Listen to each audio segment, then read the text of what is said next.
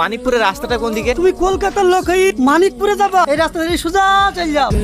এই রাস্তায় কোনো গাড়ি চলাচল করে না? এই রাস্তায় হেঁটে যেতে পারো কি তাই দেখো গা। শহরের লোকদেরকে অত কমজোরি ভাবেন না, আমি হেঁটে চলে যেতে পারবো।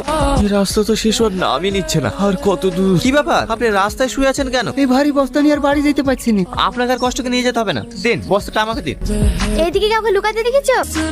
আপনাকে বলতে মানা করতে তো আপনি বললেন কেন? এবার আমি চলে কেন না? কি হলো? ওখানে ভিডিও করে কি দেখছে? কেন বললেন বলে? আমি নিজের চোখে তোমাকে লুকোতে দেখেছি, আর এই মেয়েটা এসে জিজ্ঞেস করছে আমি কি করে মিথ্যে কথা বলি বলো? ও তো সত্যি কথা বললো, আমাকে চোর বানিয়ে দিই। এখন আমার বলছে আমি মিথ্যে কথা কি করে বলবো বলো? এই ছেলেটা কলকাতা থেকে এসে তোমাদেরকে কিছু বলতে চাই। আপনারা দীর্ঘদিন ধরে জলের সংকট এবং রাস্তাঘাটের জন্য বিডিও অফিসে দরখাস্ত করেছেন। আমি সেই বিডিও অফিস থেকেই এসেছি আপনাদের গ্রাম এনকোয়ারি করার জন্য। আপনারা যদি রাজি থাকেন এবং জায়গা দেন, তাহলে কিছুদিনের মধ্যে আমাদের কাজ আমরা শুরু করতে পারি। কোনো সমস্যা নাই, জলের ট্যাঙ্কের জন্য আমি জায়গা দেবো। আপনারা জায়গা দেবে বলে হবে না, আমি গ্রামটা ঘুরে একবার দেখতে চাই যে কোথায় ট্যাঙ্কিটা বসালে ওটা গ্রামে জল সাপ্লাই করা যাবে। আমি তো আপনাদের এখানে এক সপ্তাহ থাকবো, কোনো ঘর ভাড়া পাওয়া